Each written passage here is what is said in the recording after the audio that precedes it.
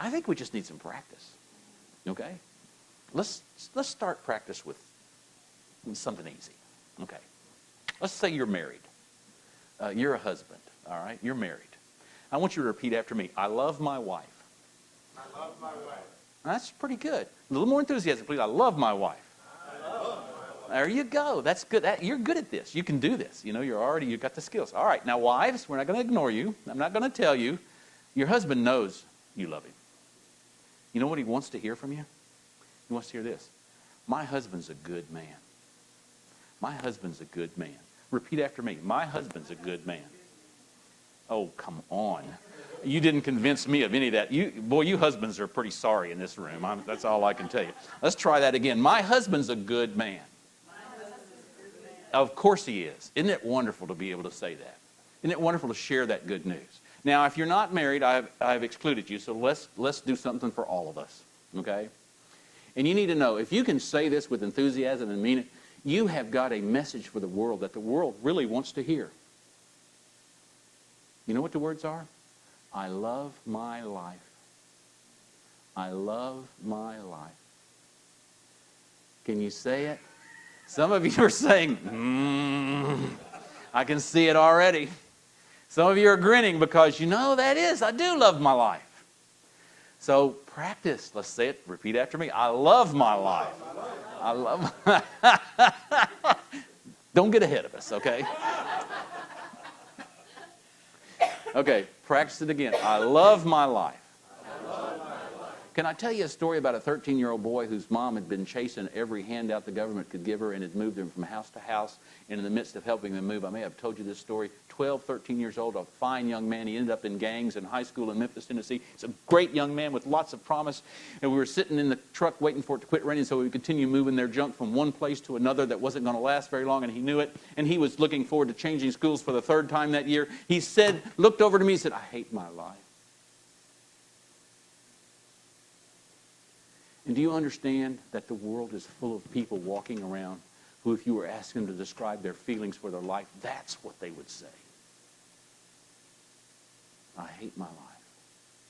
And do you understand when you can say, I love my life? What a wonderful piece of good news that is for somebody. That there can be a life that is lovable. Because you're saying, I love myself, I love my chances, I love my opportunities, I love all the things that are going on around me. Somehow or another, all my life gets put together and I love it. And so many people are living in a life that is nothing but a trip from one disaster, one crisis to the next. You got a powerful witness by saying, I love my life.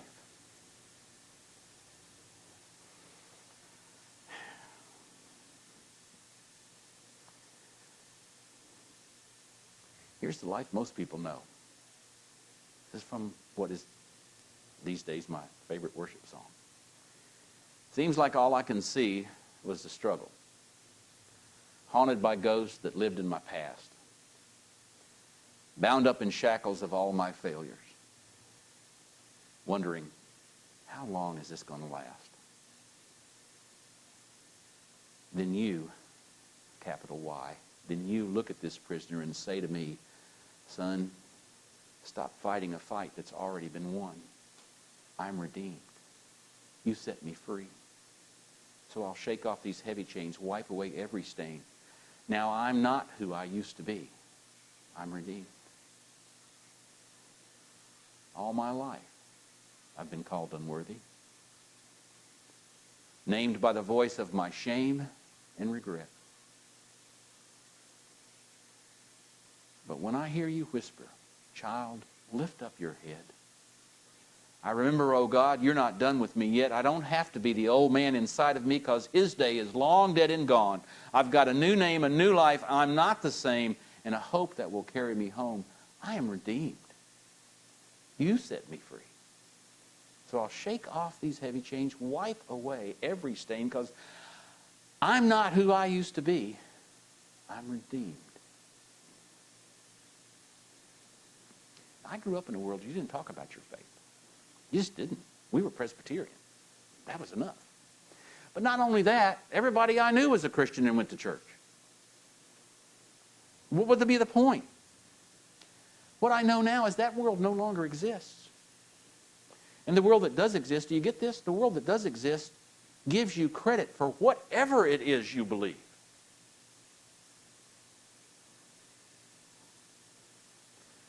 So now I think more than ever it's time to say so. Say we're going to shake off these heavy chains. Wipe away every stain, because I'm not who I used to be. I'm redeemed. Love is a very big thing now in our culture. It always has been. But it's a very big thing. Would you like a cultural definition of love? This comes from something called the Urban Dictionary. You familiar with it? It's kind of like Wikipedia. Everybody sends in their own definitions and they choose the best one, kind of a thing. Are you ready for this? Here's a 19-year-old girl's, I'm guessing, I don't know, rambling understanding of love. Here we go. The cultural definition of love. I think it fits good into everything I've seen and heard from people. Love, the most spectacular, indescribable, deep, euphoric feeling for someone. Love is an incredibly powerful word. When you're in love, you always want to be together. And when you're not, you're thinking about being together because you need that person. And without them, your life is incomplete. This love is unconditional affection with no limits or conditions, completely loving someone. It's when you trust the other with your life and when you would do anything for each other. When you love someone, you want nothing more than for them to be truly happy, no matter what it takes, because that's how much you care about them and because their needs come before your own. You hide nothing of yourself and can tell the other anything because you know they accept you just the way you are and vice versa. It's when you're the last thing, they're the last thing you think about before you go to sleep, and when they're the first thing you think of when you wake up. The feeling that warms your heart and leaves you overcome by a feeling of serenity. Love involves wanting to show your affection or devotion to each other. It's the smile on your face you get when you're thinking about them and miss them. Love can make you do anything and sacrifice for what will be better in the end. Love is intense and passionate. Everything seems brighter, happier, and more wonderful when you're in love. If you find it, don't let it go. That's what the world describes as love, friends. And let's face it, most people in church would agree. And my question is to all of us is this: does the world know that you're in love with God? Let the redeemed of the Lord say so. But be prepared. The lesson from today says sometimes living on the Lord's side, loving God, will set some against you. Saul immediately preached, Jesus is the Christ, a confession from which he never wavered, and it angered some folks, the folks that were most like him. This is just the beginning of what God told Ananias. Remember that? He'll teach Saul how much he has to suffer for his name. The joy of being redeemed can sometimes be tempered by rejection from family and friends. And so as a church, we have to stand with all those who are taking those first steps of being redeemed. You know, lots of times in a church, to someone who's newly converted, they assign a new, more mature member just to be there for them. And sometimes we just need a Barnabas, like Paul did. Paul in Jerusalem did need a Barnabas. The scripture literally reads this: Paul took him by the hand. Literally, he took him by the hand. And in doing so, he became the reconciler, the peacemaker to the leaders of the church in Jerusalem who could remember Saul, but not that they wanted to.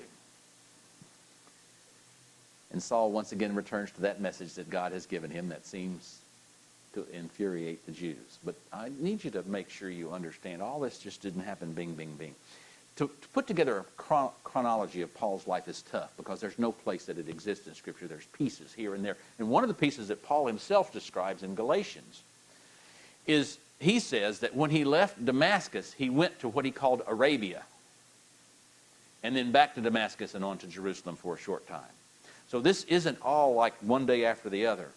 In fact, when you put together the timeline and try to figure it out, it's possible that Paul was in Arabia for 3 years.